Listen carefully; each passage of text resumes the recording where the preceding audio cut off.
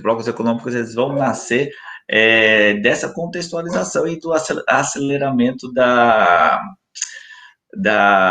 globalização, porque vai aumentar muito o comércio entre os estados, entre as nações, entre os países, e vai surgir a necessidade de se organizar em blocos econômicos.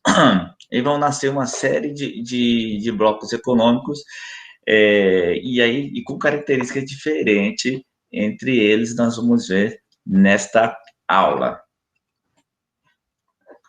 Os blocos econômicos surgem com a intensificação do processo de globalização no mundo. No contexto de vários países começaram a se associar, estabelecendo entre si relações econômicas privilegiadas. Então, é aquela relação, né, que fala, por exemplo, vou fazer a relação econômica com o meu vizinho. Então, vou privilegiar esse meu vizinho, vou privilegiar essa determinada região. Então, é uma forma de se proteger, né, ou se proteger mutuamente, né, para não enfraquecer a região. Porque ninguém, né, vocês há de concordar comigo, que ninguém quer ter um vizinho pobre, né? Não adianta um país ser rico cercado de vizinhos pobres, né? Então, você tem que privilegiar o comércio ali na região, no bloco, para que prospere a região. Então, por isso que a palavra privilegiar. Cada bloco econômico mantém sua particularidades quanto ao nível de integração entre seus países membros. É possível identificar as seguintes modalidades de blocos econômicos. Nós temos zona de livre comércio, união aduaneira, mercados comuns e a união econômica e monetária. Zona de livre comércio, nós vamos ter o exemplo da NAFTA, né, que uma região de livre comércio ali dos países do norte da América, o Canadá, Estados Unidos e o México, né? É uma zona mais relacionada somente com o comércio. A União aduaneira, ela já vai, nós vamos ter o exemplo aqui do Mercosul, é uma união aduaneira, onde vai ter uma política de tarifas alfandegárias comuns entre os países membros, né? Ou seja, o mesmo que eu vou cobrar de importação da Argentina, por exemplo, eu vou cobrar do Chile ou do Uruguai. Então, a política comum entre os países, né? E recíproca, né? O que eu cobro de alfândega da Argentina, a Argentina cobra de mim. Então, existe um acordo mútuo. Então, união aduaneira. Então, vai estabelecer uma parceria alfandegária.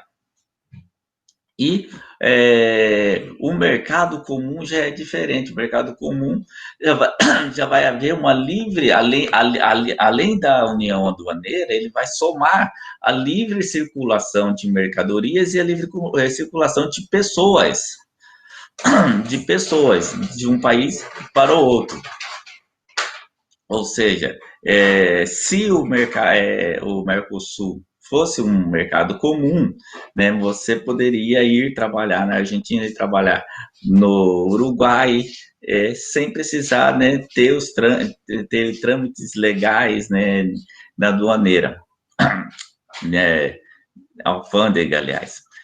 Então, facilitaria muito todo esse trânsito, né? Então, livre comércio é o mais fraquinho de todos, está relacionado mais ali só ao comércio, né? Um país pode fazer acordo com o outro bilateralmente.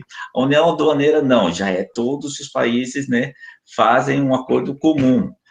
O mercado comum já soma-se um pouquinho mais, já tem a livre circulação não só de mercadorias, mas de pessoas e de serviços dentro desses países que fazem parte do bloco econômico. E aí vem o máximo dessa característica de bloco econômico, que é a união econômica e monetária, que aí nós temos qual exemplo?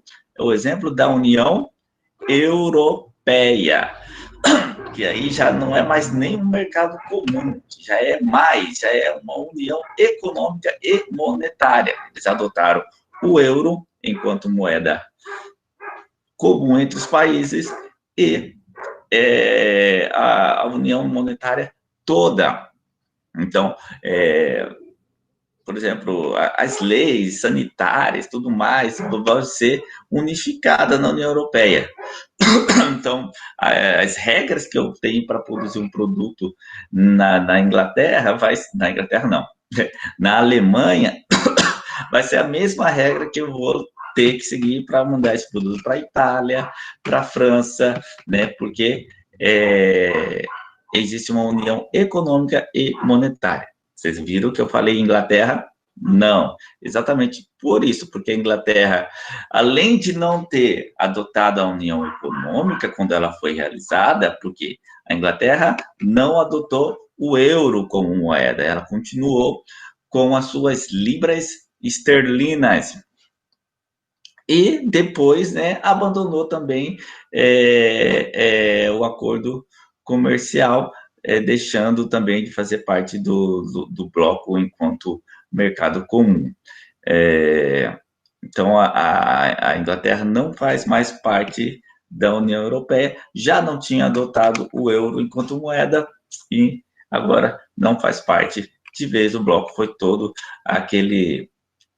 aquela novela que teve, né, para a Inglaterra se divorciar da União Europeia, né? E até essas características geográficas levam a gente a perceber, né, que a Inglaterra, ela meio que independente em relação à Europa, já que ela nem faz parte da Europa continental. Ela é uma ilha que está ali do lado do continente europeu, faz parte da Europa insular, né? Faz parte da ilha, né? Inclusive, caracteriza até na Segunda Guerra Mundial, a Inglaterra demorou para entrar na guerra, demorou também para ser dominada pelos alemães, né? Não foi dominada, né? Foi bombardeada, né? Aguentaram os bombardeios até que chegou a ajuda dos aliados. Então, por causa disso, a Inglaterra, ela meio que já é meio desligada naturalmente, fisicamente, do restante da Europa. Então, relembrando, Zona de Livre Comércio, NAFTA, União Aduaneira, Mercosul. Mercado Comum, vamos colocar aí a Inglaterra com a União Europeia. E aí já o máximo de união, que é a União Econômica e Monetária, que é o que acontece na Europa hoje. Então, aqui nós temos os vários blocos econômicos, temos aqui as cores de cada um. Aqui, o NAFTA, que é os Estados Unidos, o Canadá e o México, que é uma zona de livre comércio, a União Europeia, né? No caso aqui estava pintada ainda a Inglaterra, mas não é mais. Temos aqui o Mercosul, né? Argentina, Uruguai, Paraguai, o Brasil, a Venezuela era um país convidado. Temos a União Andina, né, que é relacionado aos países aqui do Andes, região andina, que vai pegar a Bolívia, o Peru, a Colômbia, o Equador.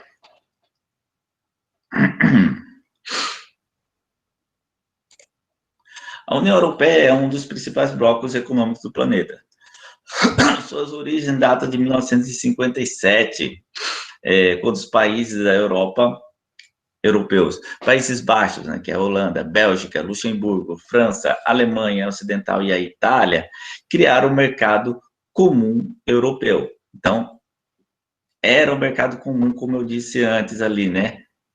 O mercado comum é uma integração menor do que já é a integração econômica e monetária dos países. Então, a Europa já foi um mercado comum. Ao longo dos anos, era o mercado comum europeu. Ao longo dos anos, outros países vincularam ao bloco, que inicia a década de 90 com 12 integrantes, que é a pouca relação que tem hoje. No início da década de 90, o mercado comum europeu amplia as relações entre os países membros e, a partir da assinatura do Tratado de Maastricht, assim, esse bloco passa a ser chamado União Europeia em 1993. Essa organização caracteriza-se pela integração monetária, ou seja, a maioria dos seus países possui somente uma moeda, que é o euro. Além disso, possui um parlamento comum, que detém poderes legislativos, orçamentais e de supervisão, somando a integração comercial. Então, a Europa, vamos dizer assim, seriam os Estados Unidos da Europa, né? A gente tem o exemplo lá dos Estados Unidos. Os Estados Unidos é uma federação onde os seus membros, os estados, eles são bastante independentes. Isso acontece na Europa também, né? Existe uma integração, existe o Parlamento Europeu, que é dirigido por cada líder de um país, né, em cada mandato, mas os países são independentes, mas existe esse parlamento único europeu.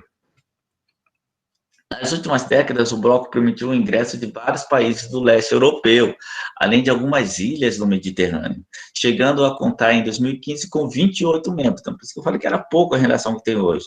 Eram 13 lá no início, hoje já são 28. No entanto, né, teve a baixa do Reino Unido, que decidiu, através de um referendo popular, se retirar da União Europeia. E essa questão aí dos países do leste europeu é porque você associa o leste europeu com a Europa pobre, com a Europa que são os países, né, que integraram lá a antiga União Soviética, que não tiveram o mesmo desenvolvimento econômico que os países do Ocidente, e, e esses países, inclusive, para poder entrar na União Europeia, eles tiveram que seguir uma série de regras, né, porque os países europeus são ricos, né, então como que você vai colocar dentro do mercado comum, uma união econômica, um país que é pobre? Então, você vai trazer problemas para dentro do bloco econômico. Então, por isso, esses países tiveram que, antes de entrar no bloco, se organizar economicamente. Um dos grandes exemplos foi da Grécia. A Grécia, que é um país, apesar de toda a sua história tão importante, né, o legado que ela deixou para a história da humanidade, em relação aos países europeus, é um país pobre, né, pobre em relação aos outros europeus, não em relação aos países pobres subdesenvolvidos, mas é um país bastante pobre e que tem problemas orçamentais grandes e que, para entrar na União Europeia, teve que se organizar bastante para conseguir integrar o bloco, já que você não vai querer que um país entre no seu bloco para trazer problemas para dentro do bloco econômico. Então, aí nós temos um mapa da União Europeia, né, essa corzinha bege aqui, os países membros: Portugal, Espanha, França, Bélgica, Países Baixos, Dinamarca, a Irlanda, né, já que a Irlanda ela não faz parte do Reino Unido, né, a Irlanda do Norte sim, a Irlanda não.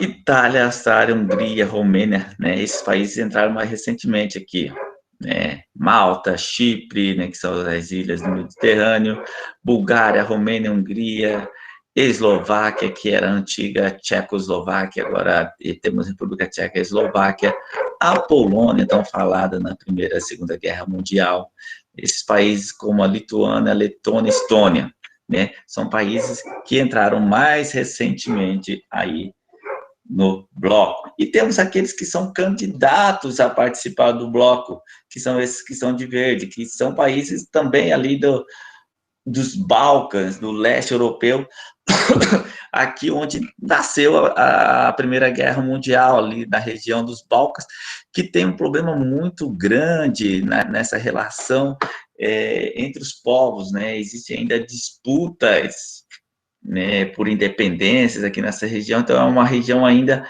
bastante conturbada. mas esses países são candidatos a integrar a União Europeia, que é a Sérvia, Albânia, Macedônia, Montenegro e a Turquia também. Turquia, que é um país que tem um entreposto entre a Europa e a Ásia.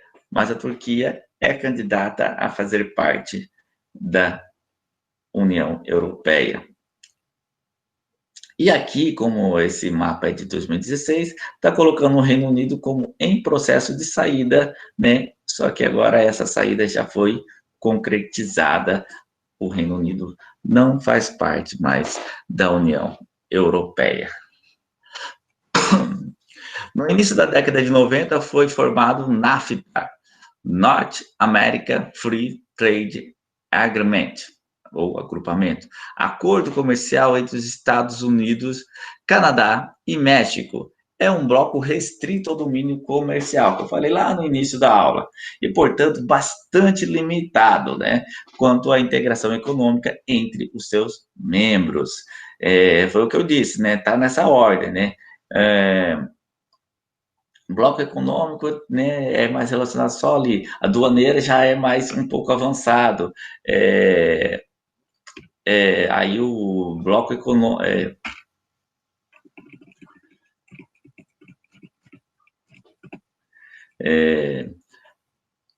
Zona de livre comércio é menor, União Aduaneira já é mais avançado, mercado comum já é mais avançado, e aí chega ao máximo que é União Econômica e Monetária. Então, o NAFTA é o que está de menos avançado, até mesmo porque nós temos ali Canadá e Estados Unidos bem mais rico em relação ao México. Então, os Estados Unidos quer se aproveitar do mercado mexicano, né? Poder produzir ali no México, pagar menos impostos no México, né? Tirar o lucro em relação a vender para os mexicanos, mas lógico que ele não vai fazer o mercado comum com os mexicanos, né? Não vai fazer uma união. Já pensou? Livre entrada de mexicano nos Estados Unidos? Seria uma loucura para os estadunidenses. Então, por isso que não há esse nível de integração dentro desse bloco, por causa da disparidade entre os membros do bloco. A maquiladora é o nome dado a algumas empresas de origem norte-americana ou estadunidenses instaladas no México, que foram atraídas principalmente pela mão de obra muito mais barata e pela legislação trabalhista mais flexíveis, né? Ou seja, é o que eu acabei de falar, né? Eles se aproveitam do NAFTA para explorar a mão de obra barata no México, para, né, não para as empresas americanas, norte-americanas, estadunidenses irem para o México e não o contrário, né? Fazer uma livre circulação de pessoas, por exemplo, mexicanos circulando nos Estados Unidos livremente, né? Então, existe esse termo maquiladora, que são essas empresas que se instalam no México, que são empresas estadunidenses que se instalam no México para se aproveitar de uma legislação mais flexível, de uma mão de obra mais barata. Quando fala legislação flexível, é o que aconteceu no Brasil, né? Ter uma legislação onde os trabalhadores têm menos direitos, então dá para a empresa descer a lenha, né, e explorar bastante esses trabalhadores, né? Então, e isso acontece porque os estadunidenses, eles exigem lei para eles, a população. Então, lá, eles têm muitas leis, muitas garantias trabalhistas, né? Então, a própria empresa deles vão se instalar em outros países, porque eles, fica mais fácil explorar essa mão de obra em outros países, né? E leia-se países subdesenvolvidos ou em desenvolvimento e que não tem tantas dificuldades como explorar o seu próprio povo. Então, por isso que essas empresas fazem isso, por isso que o nome dela é maquiladora. Elas importam peças de suas matrizes e montam seus produtos, vendendo-os principalmente nos Estados Unidos. Olha só, então, leva as peças para lá, monta lá e depois vende de volta no seu próprio país. E aí sai mais barato por quê? Por causa da mão de obra mais barata, né? É o que acontece nas próprias empresas estadunidenses que se instalam na China. É, por exemplo, a Apple. A Apple, né, fala, a Apple é Estados Unidos, é o produto americano, americano coisa nenhuma, é fabricado na China, né? Tanto é que quando o Trump começou a guerra econômica com os chineses, quem sofreu muito foi a empresa estadunidense, a Apple, porque ela produz os seus celulares, seus smartphones lá na China e eles são importados para os Estados Unidos. Por quê? Porque a legislação é muito mais flexível lá na China, a mão de obra é imensamente mais barata lá na China. Tem até um documentário que tem no Netflix que mostra a instalação de uma empresa chinesa nos Estados Unidos, né? E aí existe um choque de cultura, né? O pessoal da China que veio para instalar a fábrica nos Estados Unidos, que é uma fábrica de vidro, né, para para-brisas, para automóveis, eles ficam reclamando constantemente do trabalhador estadunidense. Falam, pô, eles são preguiçosos, eles querem feriado, né? Lá na China eles não têm feriados, né? Então trabalha direto e quando eles se deparam com o trabalhador estadunidense, eles ficam abismados, né? Quem fica abismado é o chinês em relação ao estadunidense. Ele acha, pô, eles são mole demais, eles, né, são preguiçosos, né? Quem puder assistir esse documentário é muito interessante. O Mercosul foi criado em 91, na época em que o NAFTA estava em formação. Composto inicialmente de Brasil, Argentina, Paraguai e Uruguai, o Mercosul e a União Europeia teve a União Europeia como inspiração inicial, ou seja, visando a constituição de um bloco formado por países com fortes vínculos sociais e econômicos. Então, ó, a Venezuela não entra aqui, a Venezuela vai entrar como país convidado. Em 2012, passou pela primeira ampliação desde a criação com o Congresso definitivo de um país membro pleno, a Venezuela, em 2012, e o processo de adesão da Bolívia como membro pleno do bloco. Então, Venezuela e Bolívia vão entrar depois vão ser convidados a entrar. No entanto, até 2016, esse processo ainda não havia sido concluído, aguardando a sua definição. Então, a Venezuela ainda não faz parte pleno do bloco. E aí, com as questões políticas que estão acontecendo na Venezuela, então isso pode ficar mais tardio. E com a ascensão de governos aí, né, mais radicais, nós temos aí também não vejo assim um futuro ainda muito promissor relacionado à integração do bloco, né? Então, por exemplo, lá na Argentina nós temos a ascensão de um presidente mais à esquerda, e no Brasil um presidente mais à direita. Então, tudo isso dificulta muito a integração, né? Então, inclusive, né, o nosso presidente quis até comparar o Brasil com a Argentina. Na verdade, quem fez a comparação foram os repórteres, né? E ele ficou bravo, dizendo que já era uma questão ideológica, que os argentinos são comunistas e tudo mais, né? Então, o fato é que lá eles conseguiram cuidar bem melhor, né, da população em relação à pandemia do que nós brasileiros. Inclusive, nosso presidente falou para calcular por 1 milhão, né? Ele nem tinha feito o cálculo, pediu calcular, calculou e aí que mostrou, né, que calculando por 1 milhão de habitantes, né, o Brasil tem mais infectados e mais mortos do que a Argentina, e então a Argentina mostrou ser eficiente e o Brasil ineficiente. Mas isso só para dar um exemplo do problema, né? Então, da dificuldade de haver um alinhamento entre os países, né? Só de falar do país, o camarada já começa a falar, eles são comunistas, você está querendo fazer. Então, dificulta muito a integração entre os países, né? Quer fazer integração com mais na linha ideológica do que na economia propriamente dita. Outros países como Chile, Peru, Equador e Colômbia assinaram alguns acordos comerciais com o bloco e são classificados como Estados-membros associados. Ou seja, o Peru, olha lá, o Peru, o Equador, a Colômbia fazem parte do Pacto Andino, né? Então, dentro do Mercosul, eles vão ser considerados países associados, não são membros plenos. Então, nós temos aí a Venezuela, que entrou como membro pleno, a Bolívia, que está aí num processo, né? Vai demorar, e esses outros aqui que são associados, que é o Chile, o Peru, o Equador e Colômbia. Eles possuem apenas alguns produtos que são comercializados livremente com os 5 Estados-membros do Mercosul, não participando da União Aduaneira, nem seguindo todas as diretrizes estabelecidas no bloco. Então, eles não seguem aquela União Aduaneira, que eles não estão no mesmo nível de integração do que dos países membros, que são Brasil, Argentina, Uruguai, Paraguai. Outro bloco bastante antigo, formado por países latino-americanos, é o ALADIA, Associação Latino-Americana de Integração, criado no começo de 1980, caracterizado-se como zona de preferências tarifárias.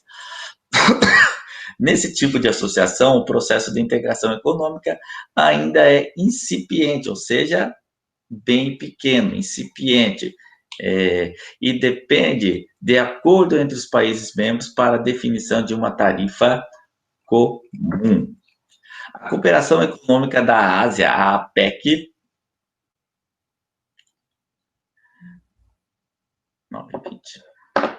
a APEC é uma associação intergovernamental composta de 21 membros, todos eles banhados pelas águas do Oceano Pacífico, né? Por isso, Associação Ásia-Pacífico. Então, essa aula vai até 9h15, já são 9h20. Eu vou encerrando por aqui. Aqui já era exercícios. Essas outras aqui vão ter menos significado para nós, que são a união lá no Pacífico, a união lá na África. Então, o que mais importava para a gente aqui era essa integração, o NAFTA, o Mercosul e a União Europeia. E só comentar aqui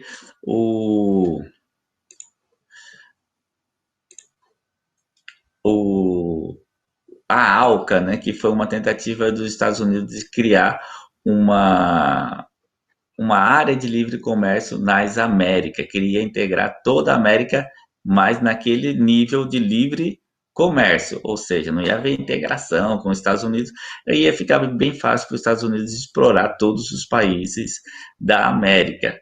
Não, mas aí esse bloco não foi aceito pelos países americanos, a ALCA não prosperou. Então, o que você tem é o NAFTA, o Mercosul e o Pacto Andino e a União Europeia lá para os países europeus. Então, esses são os principais blocos econômicos. Então, por agora é só. Até daqui a pouco. E qualquer coisa, vocês vão deixando dúvida aí para mim que eu vou respondendo nas próximas aulas. Obrigado. Tchau. Fique com Deus e cuide-se bem.